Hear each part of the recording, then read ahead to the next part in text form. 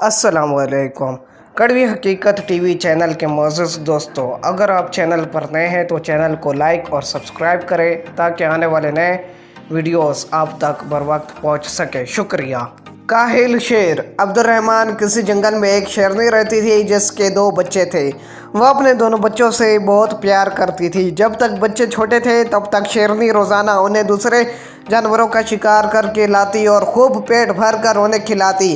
पर जब बच्चे थोड़े बड़े हुए तो उसने उन्हें भी शिकार पर ले जाना चाहा ताकि उन्हें भी शिकार करना आए। बड़ा बच्चा फ़ौरन तैयार हो गया, लेकिन छोटा कहने लगा, मेरी तबीयत ठीक नहीं है, कुछ दिनों बाद चलूँगा, आज नहीं कल वगैरह जैसे बहाने बनाने लगा।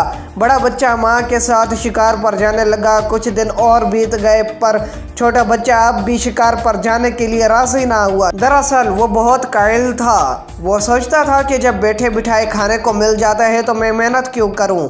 शेरनी उसको बहुत समझाती कि वो शेर का बच्चा है, उसे अपनी खुराक हासिल करने के लिए जदोजहद करना होगी, वरना सुस्ती उसकी आदत बन जाएगी। छोटा बच्चा अपनी माँ की नसीहत को एक कान से सुनकर दूसरे से निकाल देता। वक्त तेज़ी से गुजरता गया और देखते ही देखते शेरनी के दोनों बच्चे बड़े हो गए। बड़ा बच्चा बहुत फुर्तीला और चुस्त था, उसके बरक्स छोटा बच्चा सुस्त और निकम्मा ही रहा।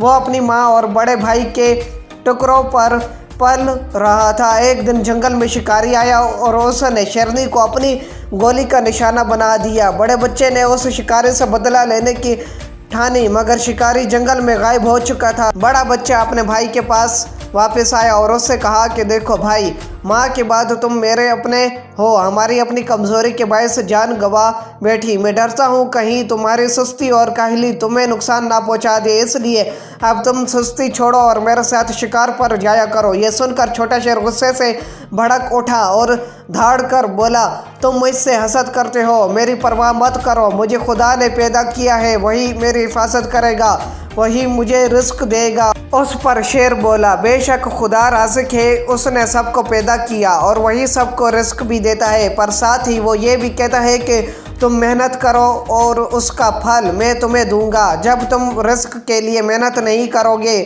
तो वो तुम्हें रिस्क कहाँ से देगा। उस पर छोटा शेर बोला, मुझे ये नसीहत देने की ज़रूरत नहीं, मैं अपना अच्छा बुरा खूब समझता हूँ। अपने छोटे भाई की इस हट दर्मी पर बड़े शेर को बहुत दुख हुआ और वो खामोश होकर चला गया। दिन गुजरते चले गए। जब भी वो शिकार करता उसका हिस्सा उस तक पहुँचा देता और वो बेहयाई का लिबास पहनकर उसे खूब मज़े से खाता। कुछ दिन बाद बड़े शेर के बीवी बच्चे हो गए। अब उसे अपने बच्चों को भी खिलाना पड़ता था और अपने छोटे भाई को भी पालना पड़ता था। चुनाचा कभी कभी उसके नन्हे नन्हे बच्चे भूखे रह जाते। बच्चों को भूख से तड़पता देखकर रफ्ता रफ्ता बड़े शेर ने अपने छोटे भाई की बुरी आदतों से तंग आकर उसको उसके हाल पर छोड़ दिया। अब छोटा शेर भूखा रहने लगा। वो खा खा कर सुस्त हो गया था। शिकार की उसमें हिम्मत ना थी। छोटे मोटे खरगोश, गीदड़ और लोमड़ी जैसे जानवर गुजरते, वो उन्हें हड़प कर जाता, फिर भी उसका पेट नहीं भरता था। आहिस्ता आहिस्ता वो कमज़ोर होता गया। एक दिन भूखा चूहा उस शेर के पास से गुजरा। उसने शेर को मुर्दा समझा और उसके कान कुतर कुतर कर खाने लगा। पेट भर के चूहा खुशी से अपने साथियों के पास गया और उन्हें खुशखबरी सुनाई। वो सब भी नारे लगाते उस पर चढ़ गए और मन चाहे हिस्से से गोश्त नोच नोच कर खाने लगे। इस तरह ये कमज़ोर और छोटी सी जंगल की मखलूक जंगल के बादशाह को उबरतनाक अंजाम तक ले गए। सच है, काहिल का हशर हमेशा बुरा होता है।